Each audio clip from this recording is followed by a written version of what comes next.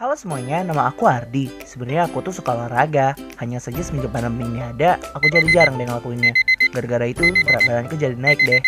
Hari ini aku berencana untuk jogging di area komplek aja sih. Ya pemanasan dulu lah setelah sekian lama nggak pernah.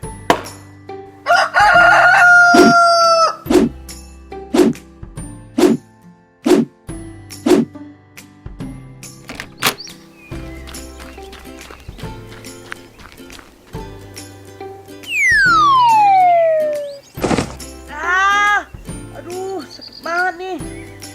Aduh, baru keluar rumah sebentar aja udah langsung jatuh. Mana lukanya di lutut lagi. Bisa-bisa berbekas nih, aduh.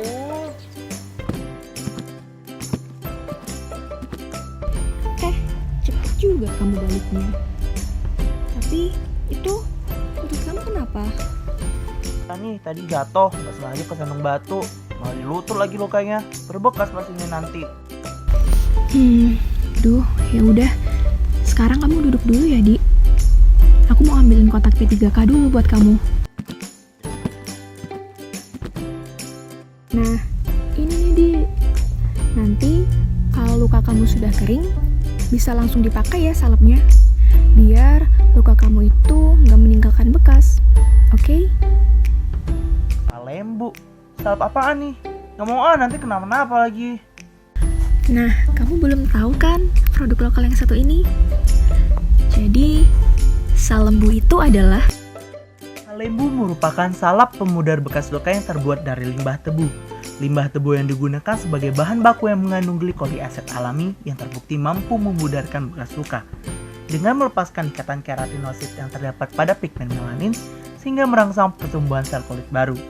Nah, selain mengandung bahan yang potensial, penggunaan limbah tebu juga mendukung upaya Badan Penelitian dan Pengembangan Pertanian Indonesia dalam mewujudkan industri tebu yang bebas limbah alias green production.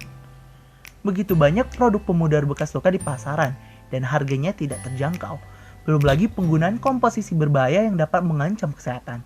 Oleh karena itu, inovasi yang diberikan oleh Salembu adalah menggunakan asam glikolat sebagai bahan aktif, sehingga dapat menjadi produk alternatif dengan harga yang terjangkau dan tanpa efek samping. Bagaimana sih pembuatan Salembu ini? Pertama-tama, limbah batang tebu yang sudah dikumpulkan akan dibersihkan terlebih dahulu, lalu dipotong. Kemudian limbah batang tebu tersebut dikeringkan lalu dicacah menjadi serbuk ketika sudah kering. Nah, serbuk tersebut akan direndam dalam etanol. Serbuk yang sudah direndam kemudian disaring lalu dipekatkan. Selanjutnya, alat-alat pun disterilkan. Terlebih dahulu akan dibuatkan fase minyak dengan mencampurkan spiol 365 dengan lanol 99 dalam suatu wadah dan dihomogenkan.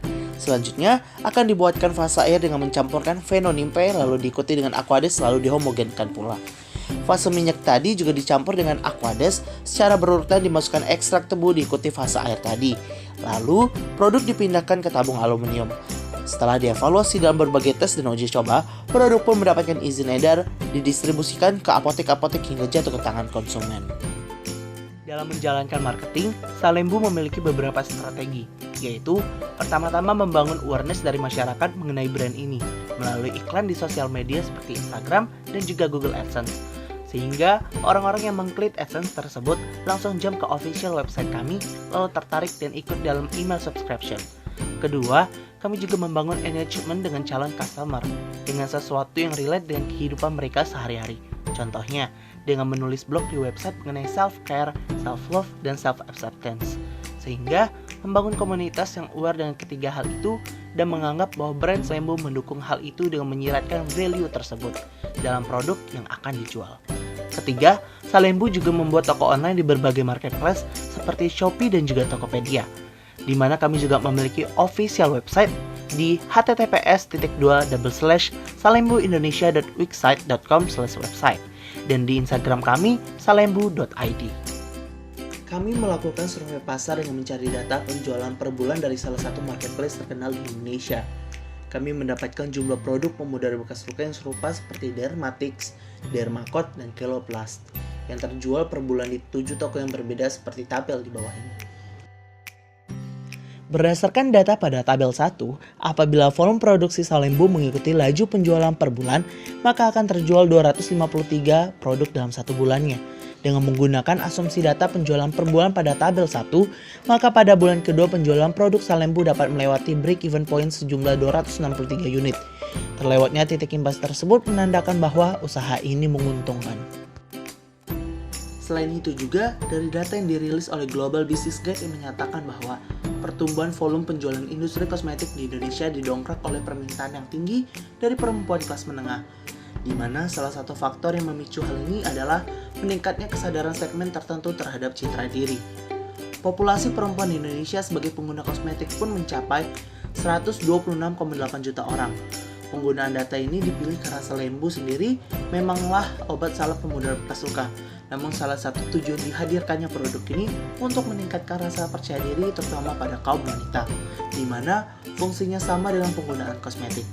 Dari 126,8 juta orang yang menjadi pengguna reguler dari industri kosmetik, dan berdasarkan survei data di Marketplace yang membuktikan bahwa laju permintaan produk per bulan sebesar 253 produk, maka Salembu menargetkan market share sebesar 0,003% dari 126,8 juta orang di tahun pertamanya, dengan jumlah konsumen sebesar 3.804 orang per tahunnya. Semakin memperkuat bahwa Salembu memiliki posisi di pasar serta prospek yang bagus, sehingga layak untuk dilanjutkan. Berikut ini merupakan proyeksi dari biaya produksi dan laba yang diperoleh setiap bulannya oleh Salembu. Maka, selama pelaksanaan PKM yang berjalan dalam 2 bulan, Salembu akan memperoleh keuntungan sebesar Rp8.602.000